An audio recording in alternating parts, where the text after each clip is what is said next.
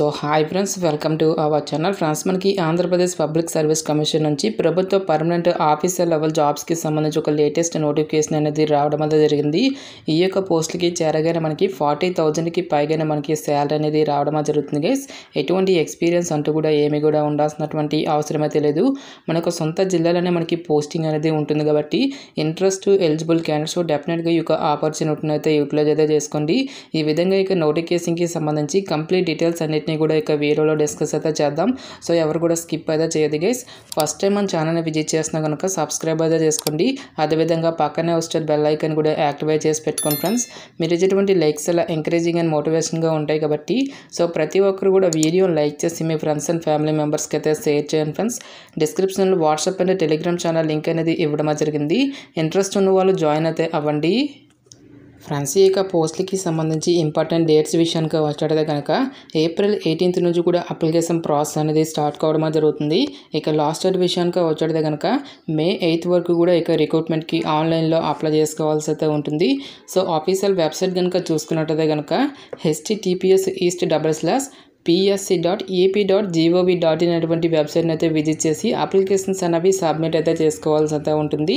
So ఇక notification ద్వారా మనకి అసిస్టెంట్ స్టాటిస్టికల్ ఆఫీసర్ అని చెప్పేసి ఈ యొక్క ఉద్యోగాలను అయితే రిక్రూట్మెంట్ అయితే చేయడం జరుగుతుంది. ఈ యొక్క పోస్టులకి సెలెక్ట్ అయినటువంటి క్యాండిడేట్స్కి మంత్లీ వచ్చేసరికి 37,000కి పైగానే మనకి శాలరీ అనేది రావడం జరుగుతుంది గైస్. సో ఇక బేసిక్ పేతో పాటు మనకి స్టేట్ గవర్నమెంట్కి సంబంధించి అలవెన్సెస్ అనేవి కూడా మనకి పే చేయడం జరుగుతుంది. ఈ విధంగా అన్ని అలవెన్సెస్ కలుపుకుంటే మనకి అప్రాక్సిమేట్లీ వచ్చేసరికి 40,000కి పైగానే మనకి శాలరీ అనేది రావడం అనేది జరుగుతుంది గైస్.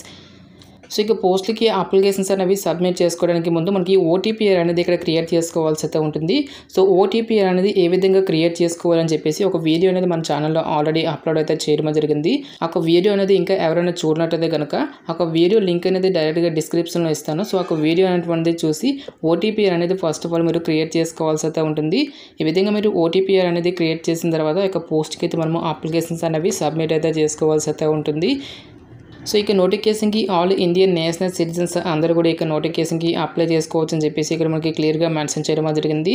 ఇక నోటిఫికేషన్ ద్వారా భర్తీ చేసినటువంటి ఇక ఆఫీసర్ లెవెల్ జాబ్స్కి సంబంధించి అప్లై చేసుకుంటే మీకు ఉండాల్సినటువంటి ఏజ్ లిమిట్ విషయానికి వచ్చినట్టే కనుక July 1st, 2024 నాటికి మీకు మినిమం ఏజ్ వచ్చేసరికి 18 years అయితే కంప్లీట్ అయి ఉండాలి. జనరల్ అభ్యర్థులు అయితే కనుక 42 years వరకు కూడా అప్లై చేసుకోవడానికి ఛాన్స్ అనేది కల్పిస్తూ ఉన్నారు. SC, ST, BC, EWS candidates ఎవరైతే ఉంటారో 47 years వరకు, పీడబ్ల్యూడీ క్యాండిడేట్స్ అయితే కనుక 52 years వరకు కూడా అప్లై చేసుకోవడానికి ఛాన్స్ అనేది కల్పిస్తూ ఉన్నారు.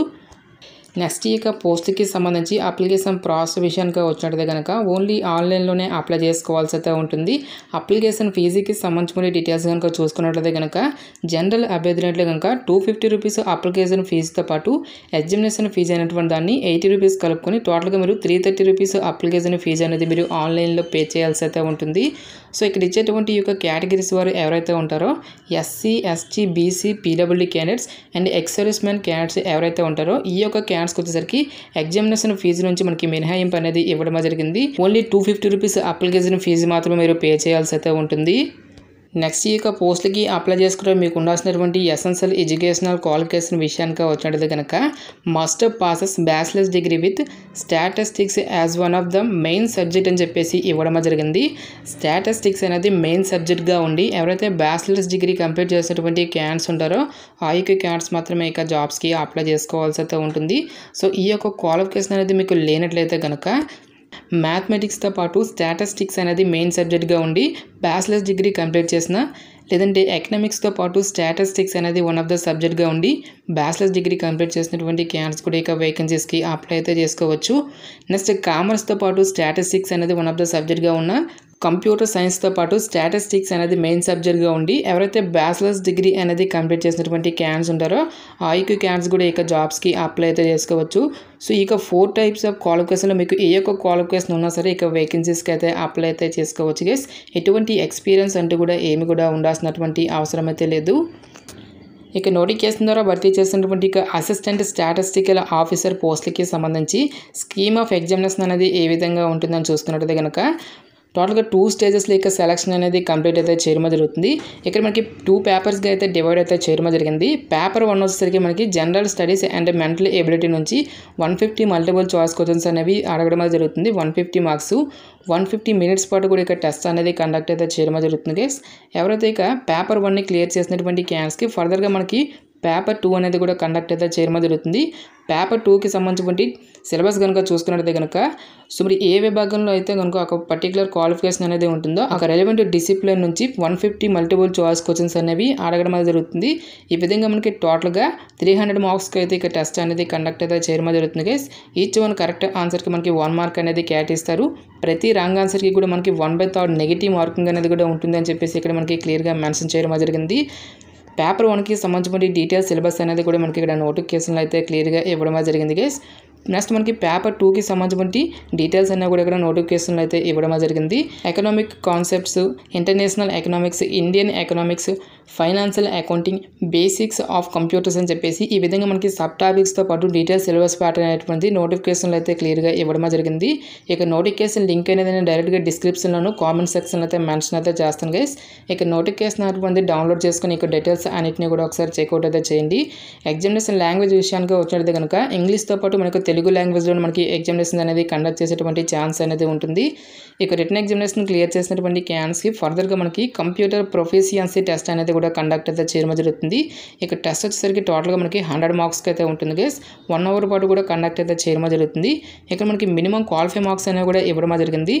ఎస్సీ, ఎస్టీ, పీడబ్ల్యూడీ క్యాండిడేట్స్ అయితే కనుక 30 మార్క్స్, బీసీ క్యాండిడేట్స్ అయితే కనుక 35, ఓసీ క్యాండిడేట్స్ అయితే కనుక 40 మార్క్స్ అనేవి తెచ్చుకోవాల్సి అయితే ఉంటుంది.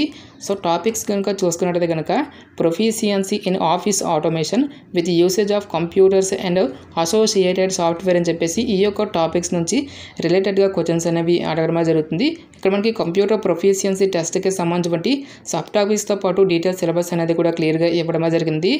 నెక్స్ట్ ఎగ్జామినేషన్ సెంటర్స్కి సంబంధించిన డీటెయిల్స్ కనుక చూసుకున్నట్లయితే కనుక ఆన్లైన్లో అప్లికేషన్స్ అనేవి సబ్మిట్ చేసేటువంటి ప్రాసెస్లో ఎగ్జామినేషన్ సెంటర్స్కి సంబంధించి 3 లొకేషన్స్ అనేవి మీరు ప్రిఫరెన్స్గా అయితే ఇవ్వాల్సి అయితే ఉంటుంది గైస్. సో వేకెన్సీ డీటెయిల్స్ కనుక చూసుకున్నట్లయితే కనుక సో ఇక్కడ మనకి జోన్ వైజ్గా ఇక్కడ వేకెన్సీస్ లిస్ట్ అనేది ఇవ్వడం జరిగింది. సో ఓసీ కేటగిరీ వారికి 1 పోస్ట్ అనేది కేటాయించడం జరిగింది. నెక్స్ట్ బీసీబీ వారికి 1 పోస్టు, బీసీఈ వారికి 2 వేకెన్సీస్, ఎకనామికల్లీ వీకర్ సెక్షన్ వారికి 1 పోస్ట్ అనేది కేటాయించడం జరిగింది. ఈ విధంగా మనకి టోటల్గా 5 వేకెన్సీస్కి సంబంధించి ఇక నోటిఫికేషన్ అనేది రిలీజ్ చేయడం జరిగింది గైస్. నెక్స్ట్ ఇక్కడ మనకి జోన్ వైజ్గా ఏ డిస్ట్రిక్ట్లు అనేవి ఏ జోన్స్ కిందకి వస్తాయని చెప్పేసి కంప్లీట్గా లిస్ట్ అనేది ఇవ్వడం జరిగింది. జోన్ 1లోకి వచ్చేసరికి శ్రీకాకుళం, విజయనగరం, విశాఖపట్నం అనేటువంటి ఈ యొక్క డిస్ట్రిక్ట్స్ అనేవి మనకి జోన్ 1 కిందకి అయితే రావడం జరుగుతుంది. జోన్ 2లో వచ్చేసరికి ఈస్ట్ గోదావరి, వెస్ట్ గోదావరి, కృష్ణా అనేటువంటి ఈ యొక్క డిస్ట్రిక్ట్స్ అనేవి జోన్ 2కి అయితే రావడం జరుగుతుంది.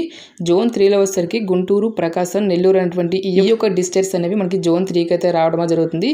జోన్ 4లో వచ్చేసరికి చిత్తూరు, కడప, అనంతపూర్, కర్నూలు అనేటువంటి ఈ యొక్క డిస్ట్రిక్ట్స్ అనేవి మనకి జోన్ 4కి అయితే రావడం జరుగుతుంది.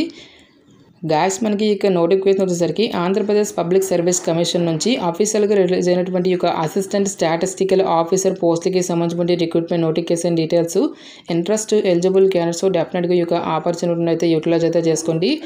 ఇక నోటిఫికేషన్కి సంబంధించిన లింక్స్ అన్నిటిని కూడా వీడియో డిస్క్రిప్షన్లోను కామెంట్ సెక్షన్లో అయితే మెన్షన్ అయితే చేస్తాను గైస్. ఇంకా ఇక నోటిఫికేషన్కి సంబంధించి మీకు ఎటువంటి డౌట్స్ వచ్చినా సరే నాకు కామెంట్ సెక్షన్లో కామెంట్ అయితే చేయండి. ఇటువంటి మరిన్ని జాబ్ అప్డేట్స్ కోసం మన ఛానల్ని సబ్స్క్రైబ్ చేసుకుని బెల్ ఐకాన్ కూడా యాక్టివేట్ చేసి పెట్టుకోండి. సో ఇది ఫ్రెండ్స్ ఇవాల్టి వీడియో. రేపు మరొక మంచి అప్డేట్తో మళ్ళీ మీ ముందుకు రావడం జరుగుతుంది. Thanks for watching. Have a nice day.